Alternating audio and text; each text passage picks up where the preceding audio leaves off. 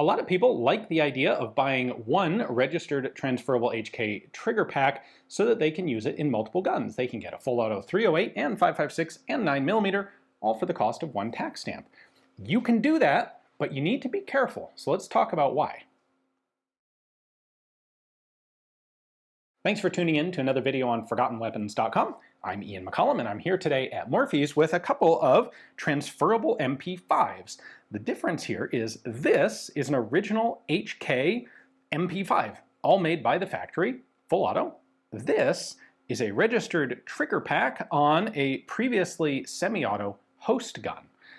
Now, there are important differences between the two, so let's zoom in close and let's talk about this. A couple of caveats here before we begin. I'm not a lawyer. Don't count on this as legal advice. If you're seriously concerned about what is legal or not legal with your potential HK Sear or gun, talk to an actual lawyer. Secondly, the issues we're going to talk about here today do extend to plenty of other guns besides the HK platform, but HK is where this is the most prominent place where people want to get one trigger pack to use in multiple guns. So I am limiting today's discussion to just HKs. And we're going to use MP5s as examples here.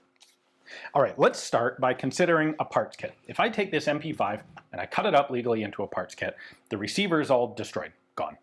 But I am able to retain the grip assembly and all the fire control parts inside.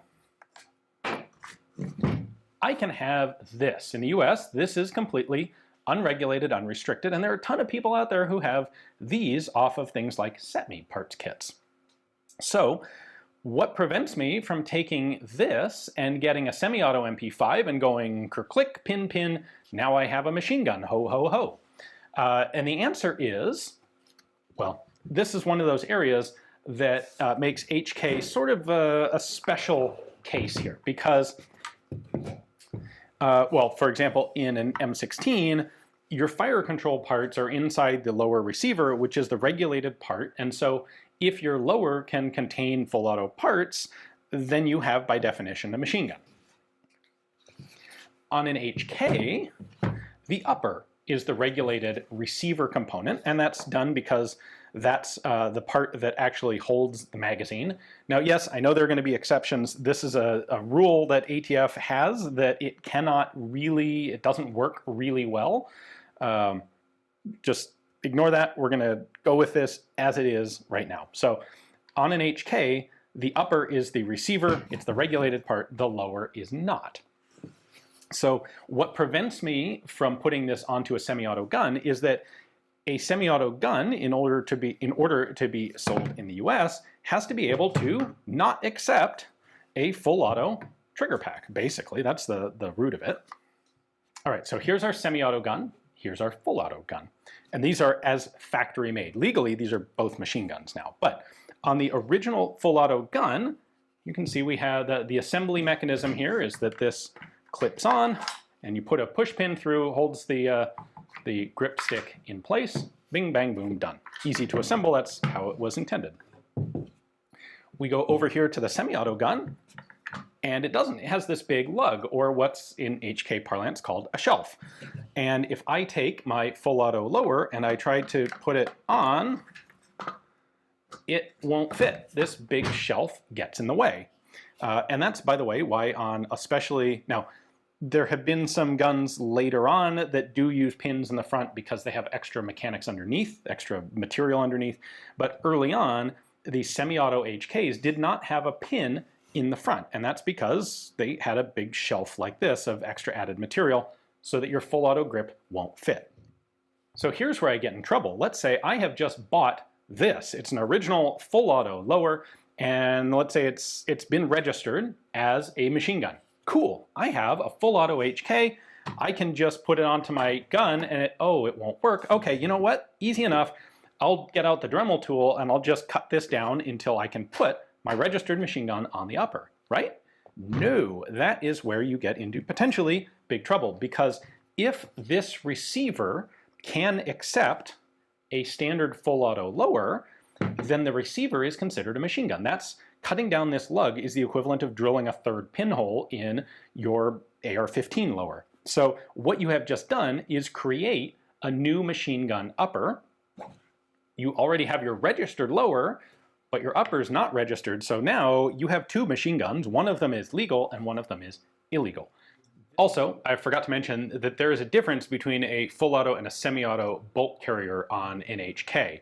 There's an auto trip section, and depending on the design, semi-auto receivers will generally have some sort of blocking material in the receiver to prevent the use of a full auto bolt.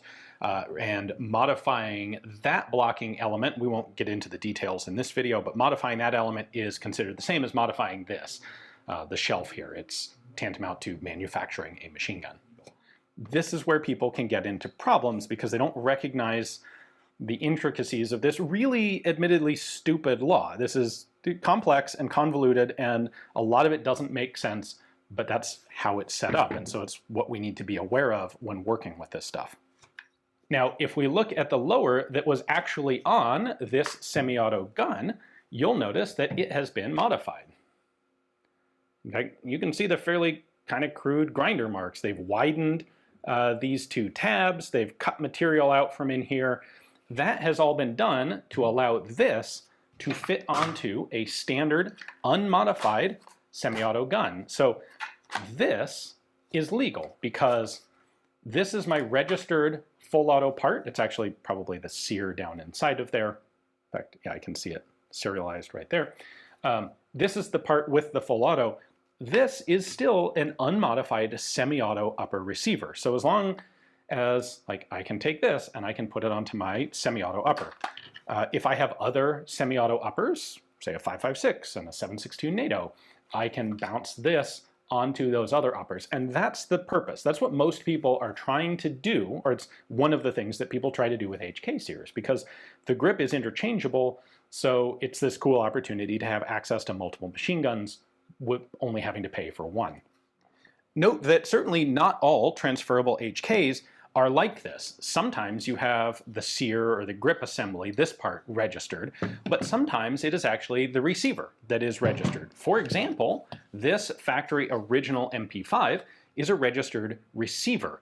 In this case, I cannot just take the grip off of it and throw it onto a different HK and make that one a machine gun for a while instead. This is relevant when you look at pricing because a registered receiver is generally going to be less expensive, it's worth less, than a registered trigger assembly that you can move from gun to gun. Both of these can be totally legal, but it's important if you're in the market to get something like this that you understand the difference between a registered receiver and a registered trigger pack, in addition to making sure that your registered trigger pack is in a legal setup configuration.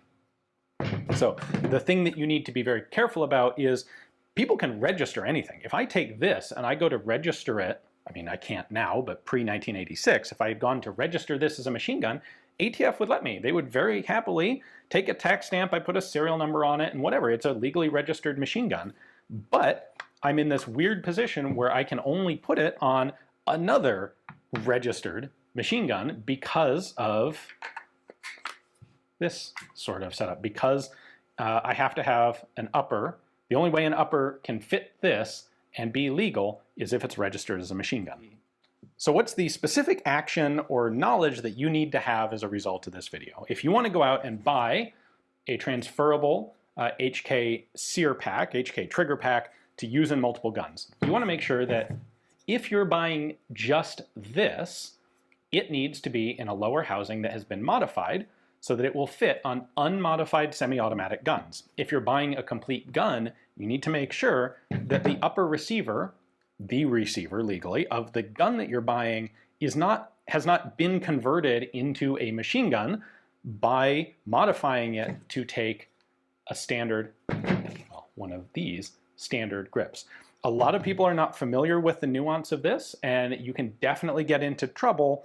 You can go and buy something that turns out is actually illegal to have, and that puts you in a really awkward position because you've invested a tremendous amount of money in something that's actually not legal. And how do you get rid of it or fix the situation? Well, you may not be able to easily. So, all right, part 2, specifically for MP5s that you're doing this with, involves the upper receiver. So there are a couple possibilities if you start. Well, first off, this is a short-barreled rifle, right? It's got a barrel less than 16 inches. Now, if it is a registered machine gun receiver, the barrel length doesn't matter because there is no legal barrel length restriction on machine guns. That's why submachine guns aren't two-stamp guns. Once they're full auto, barrel length doesn't matter.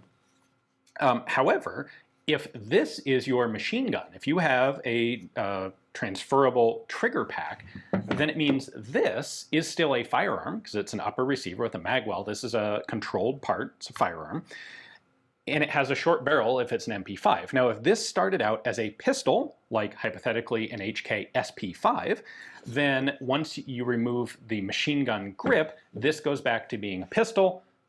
There's no issue. However, if this started off as, let's say, an HK94 rifle with a 16-inch barrel, and part of the conversion here was cutting this down to give it a proper MP5 barrel and then put a machine gun grip on it, now this, without the grip, becomes a short-barreled rifle and has to be registered as such. So it is a two-stamp gun. Is this something that you're likely to be caught with? Probably not. But if you're going to go spend, I don't know, $35,000, $45,000 on a transferable HK, do you want it to be technically illegal? No, you probably don't. So be aware of the original provenance of a semi-auto upper that is being used with your grip stick. Is this clear as mud yet? Because if your upper is a registered machine gun, then the barrel length doesn't matter because this is the machine gun. That's different than this situation where this bit in here is the machine gun, which means this is a second gun. So one gun legally, two guns legally. That's a gun, that's a gun. All right, hopefully this has done something to help explain, if not explain the details that you need to know, at least clue you in that there are details that you need to know. So caveat emptor, be careful with what you purchase. This would be potentially less of an issue if it weren't machine guns with 10-year prison terms attached to them and tens of thousands of dollars of value in individual parts. So because there is a lot at stake here, know what you're doing, know what you're buying, and then buy confidently because HK machine guns are very cool. MP5s are fantastic guns, and frankly, everybody ought to have a full auto MP5. They're awesome, and it's a real shame that the legal regulatory scheme around them has driven the price up to such insane levels. Well, I can always count on Morphe's having a selection of different full auto registered HKs available. So it's cool for me to be able to pick out a couple here to make the points in this video. Hopefully you guys found it educational and useful. Thanks for watching.